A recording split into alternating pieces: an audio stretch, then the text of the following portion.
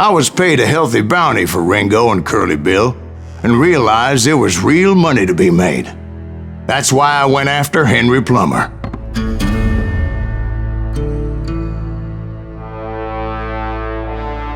Wasn't he the sheriff who augmented his income by shaking down miners and robbing gold shipments? That's the one. Oh yeah, I remember him. He ran that gang of thieving outlaws called the Innocents. So it's true that you went toe-to-toe with him? Indeed I did, son. Indeed I did.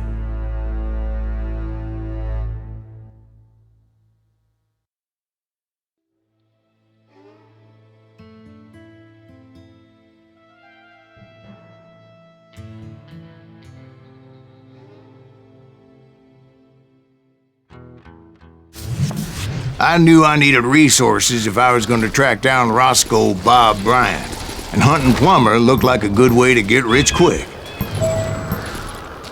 As the local vigilantes exposed him as the leader of the bandits, and put a generous price on his head. Plummer rallied his gang to plunder one last gold mine before making their escape, and that's where I thought I'd find him. It makes me nervous standing so close to all these goddamn barrels of gunpowder. Why would you be nervous? No one has the cojones to come after us. As long as you don't light up a cigar, we're fine. Besides, George is up there on the rocks with that rifle of his. Nothing gets past. As my late father pointed out to me more than once, God made men, but Samuel Colt made them equal.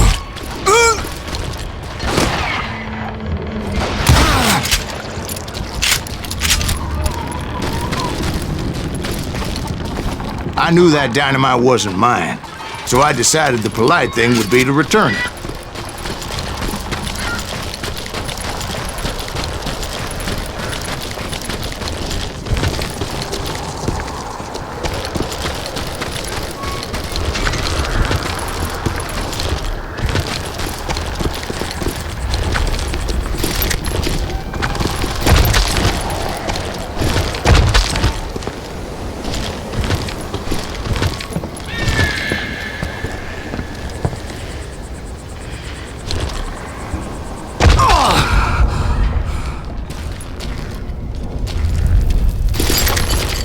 Ah, caray.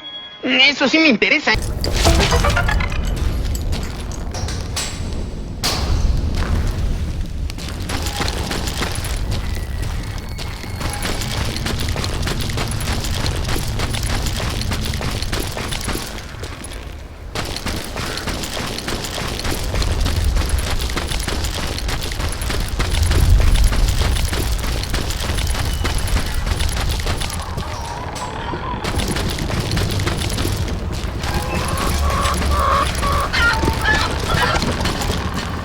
It was the biggest gold rush since Sutter's Mill in '48. Unfortunately, prospectors weren't the only ones drawn to those riches. There were thieves and killers, robbing travelers and hijacking gold shipments. Like those that ran with Plummer. Some were just regular folks I knew from town, drawn by greed and easy pickings. You can't beat the innocents! Charlie Crow, the blacksmith.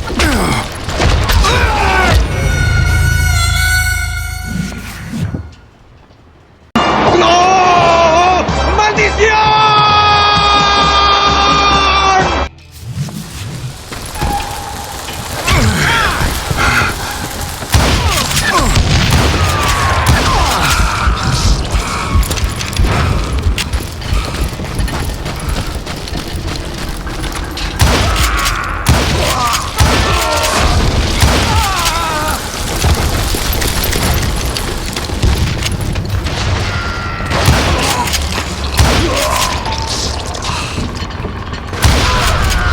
James, who worked in the stable.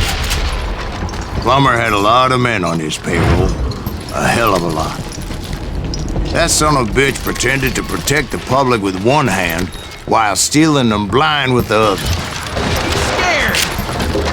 The rest were veterans of the Civil War. Stone-cold killers trained on the bloody fields of Shiloh and Antietam. He set up a defensive perimeter which I had no idea how to breach. dangerous, desperate individual. I was outnumbered and in way over my head, but I was too damn stubborn and stupid to realize it. I thought I was some kind of hero. I finally made it past and headed on to meet my destiny. But first, I had something I needed to figure out. I had a few ideas on how to get into that mine, but once I made my decision, I knew there was no turning back. So my first thought was to enter the nearest mine portal. I saw an entrance. Made sense. It was the quickest way in, but that also made it more dangerous, Un plan perfecto, sin fisuras. as there would undoubtedly be enemy pickets posted along the way.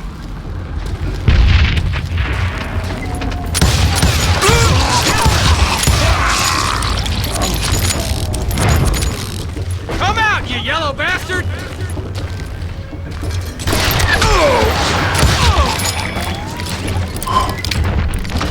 Besides, once you enter a mine like that, it's easy to get all turned around.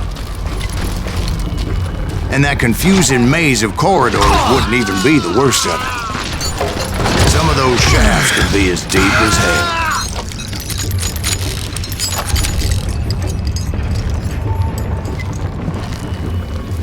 That's it for you. A single stumble or misstep can easily end in a deadly plunge to oblivion.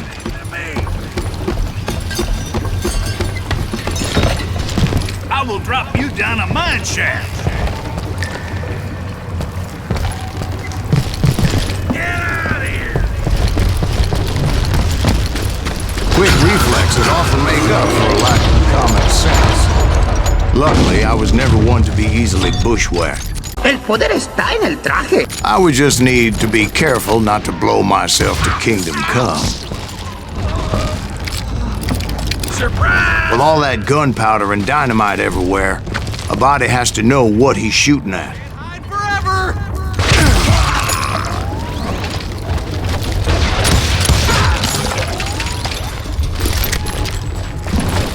One wrong bullet could have turned that mine into a dad-blasted tomb. Corre, perra, corre! I freely admit that my plan of attack was not just moronic, but clearly insane.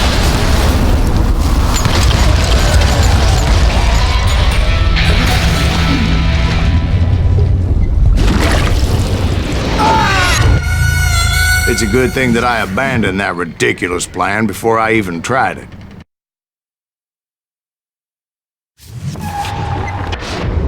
Instead, I spotted a ladder, a way into the mine from the opposite side.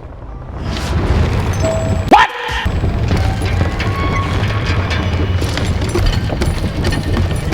It was a long way around, but that approach seemed more sensible at the time. Of course, being I had a problem with heights, that scaffolding scared the bejesus out of me. Climbing down that ladder required some caution, because even though I had a younger man's reflexes, no man can dodge a damn bullet while climbing down a rickety ladder. I needed to make a leap of faith, which ain't easy when you're suspended between heaven and hell. I was determined not to give up, however, as Sheriff Plummer seemed quite the despicable character. When the vigilantes discovered what the sheriff was up to, people were outraged. That 10,000 they put on his head would go a long way to helping me find old Bob. And I had made it my mission to settle that score come hell or high water. But first, I would have to make a choice. Take the elevator or climb the ladder.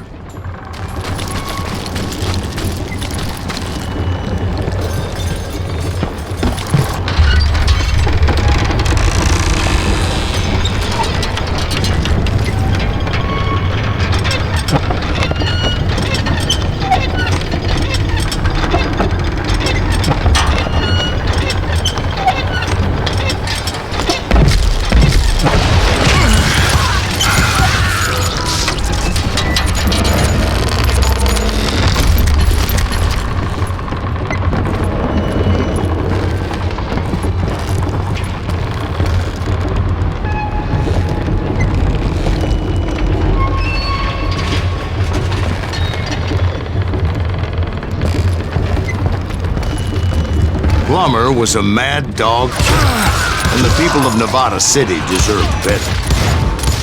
Nevada City? Well, I thought Plummer met his maker in Bannock, Montana. Right, well, he was the sheriff of both places at one time or another, but that's neither here nor there. The point was, taking him down would save a lot of lives, including my own.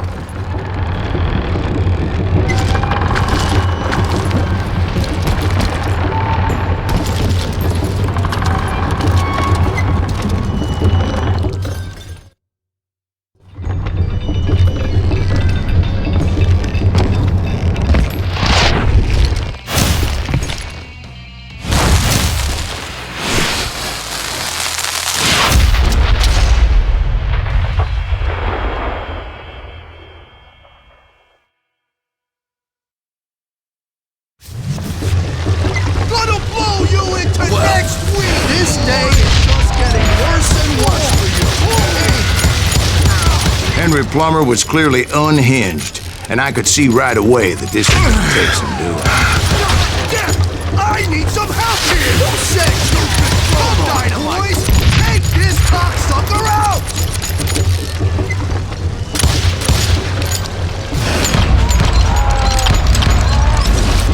Did that asshole just get dead? You can't hide from me!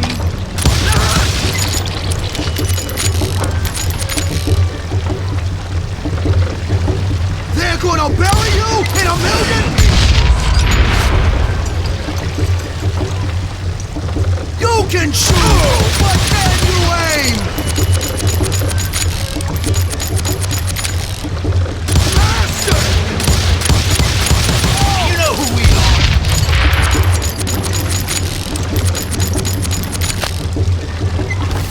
These cocksuckers smaller than you are!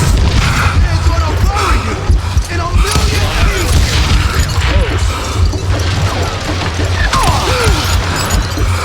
This is our goal now.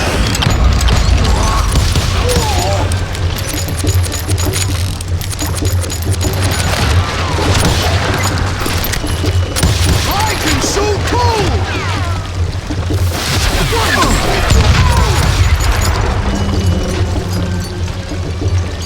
Get out here! I'm going all medieval on your ass!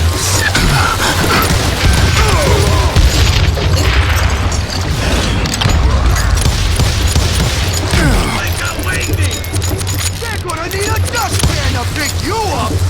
All one for you today! He's killed a lot of good men! You can shoot, but can you aim? They're gonna bury you in a million pieces! Eso te pasa por zorra. So that's how Henry Plummer died. Him and his crew were worth their weight in gold. And now, I was officially a bounty hunter.